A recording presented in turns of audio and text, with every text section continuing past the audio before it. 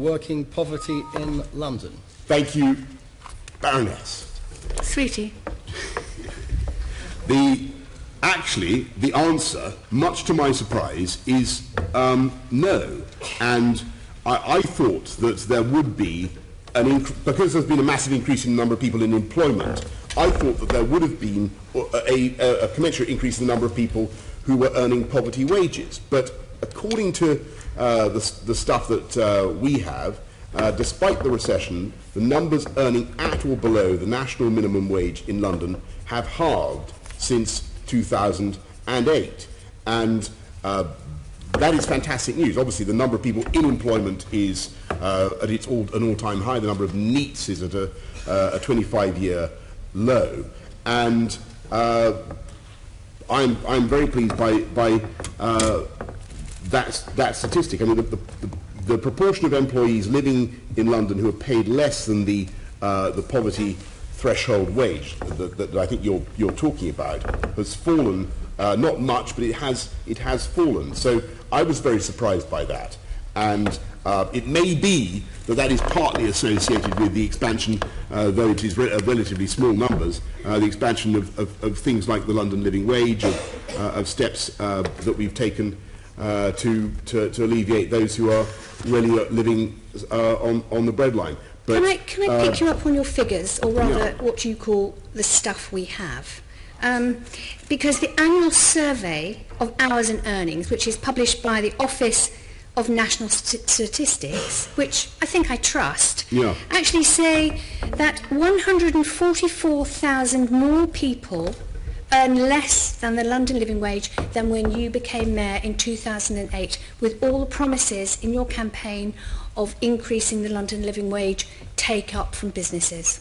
144,000 more people. Those are the official figures in London.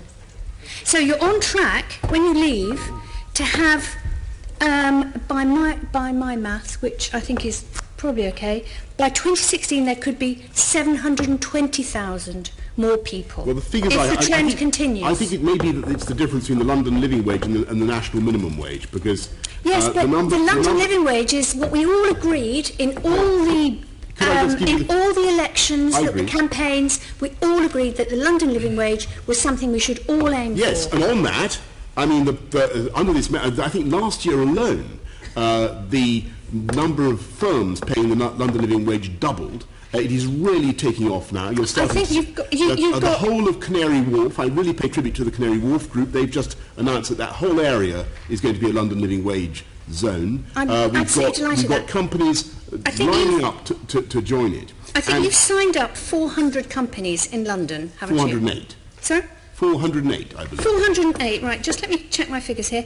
That means that there are 5,878 more companies in London for you to get signed up. So 408 is brilliant, but there's another 5,800 I don't disagree with you for 1 minute, and I believe the living wage is a fantastic conservative policy. What are you doing about it? It is a wonderful thing, and we should be supporting people who are in work, who do the right thing, and that's what the living wage does. What about companies who pay it? You've got just over a year left. What about having a real push on this? I'll help you as much as you want. Well, a real with push. You on our side, who can lose, Jenny? But we've got, it's increased by 1,100% since I've been there. And just to get back that key thing about those below poverty pay, the number of below poverty pay has fallen from 390,000 when I was elected to 190,000.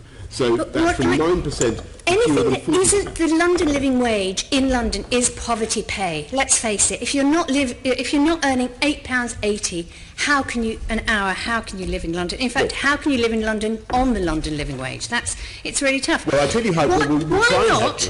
Don't tell me you've tried it, because I won't believe you. We try and help by insisting that you have free travel for those over 60. We've got travel for those in search of work, for young people in education, and so on. There's about 40% of people receive free or discounted travel our system. We try to make life as cheap as we possibly can. Obviously, it is difficult with the people demanding, quite rightly, they want extensions of the tram to Sutton. Look, we have to think about how to pay I for support these those things. measures that you're taking, but I just think you haven't worked hard enough on getting the London living wage to be the norm in London. And if we're going to see another 750,000 people earning less than that by the time you leave office, I think it's a very poor record. And if you just gave a little push in the last year and a bit, then you might make a big difference to what you're leaving behind. Well, Go on, just say yes, all right. Yes, well, listen, I agree with your passionate support for the London living wage. I really do. And I'm glad that what you said about the number we've got being terrific, but there is a long way to go. You're completely right about that. But I think it would be, this is something where business leaders are really starting to see the light. And the way to encourage them is not to hold over the threat of legislation and compulsion, but to show them that it benefits their bottom line just as much as it benefits their employees. Get on and do it then. It Just cuts do their it. HR costs. Thank you very much, Chair. Just do it. We believe in this and we are backing it 1,000%, Jenny. Right. Any more